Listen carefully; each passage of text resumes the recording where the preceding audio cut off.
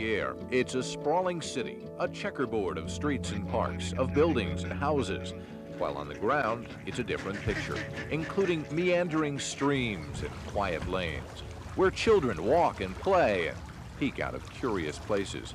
And a New Zealand news crew struggles, like the rest of us, to explain what makes Christchurch so very different. It's the sense of beauty and calm that's the first thing you notice about Mona Vale. The Englishness of it all seems to fit with the tourist view of Christchurch as the English city. Christchurch has the reputation of being the most English city outside of England.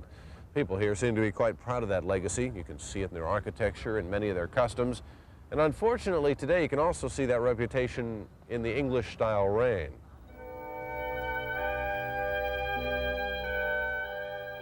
But then that's what's so nice about being on an island. If you don't like the weather, just wait a few minutes. It'll change. And right on schedule, here comes the sun.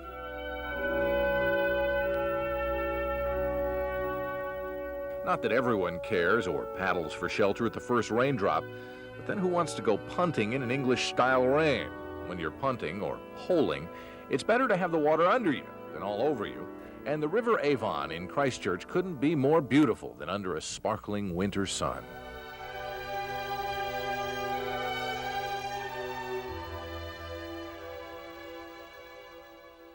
There are a lot of people going down the wide street looking for meadow mushrooms. The clear weather also fires up the action at Speaker's Corner in Cathedral Square. Another old English tradition, public speaking and heckling in the city square. It adds color for the tourist or lunchtime stroller, and a chance to bump into a lot of interesting people, and people who are just a lot different.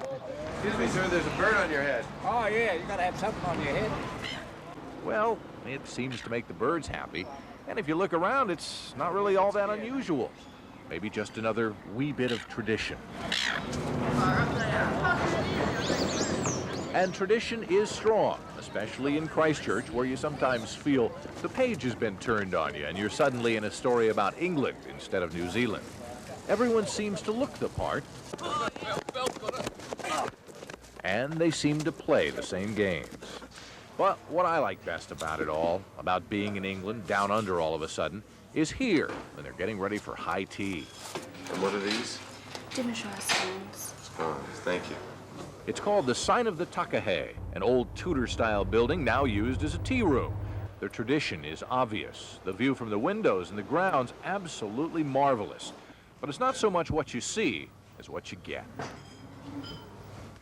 Now, this is the kind of tradition I could get used to. There's some of the other things I've seen around town that I'm not so sure about. They say it's good, but don't ask me what it is. Well, all right. Thank you very much. Bye-bye. I don't know. They tell me we speak the same language, but the longer I'm here in New Zealand, the more I seriously doubt that. You see, we've been looking for an auto body shop. It's nothing serious, but they tell us we're looking for the panel pounders. Later in the week, we want to go hiking. They say, no, you're not going hiking, you're going tramping.